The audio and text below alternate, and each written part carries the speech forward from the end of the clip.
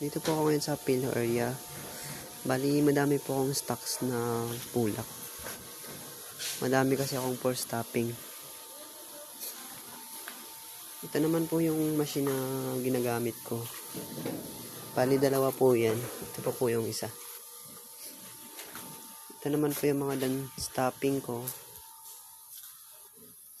At ito naman po yung mga for stopping ko. Bali, naka-fair design na po yan. Ito naman po yung mga 9x12. Ito naman po yung mga 14x14 tsaka 16x16.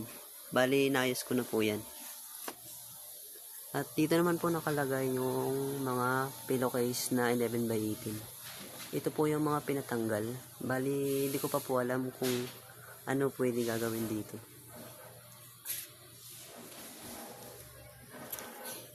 Tsaka ito naman po yung ayusin ko. Kailangan pa po itong ipak.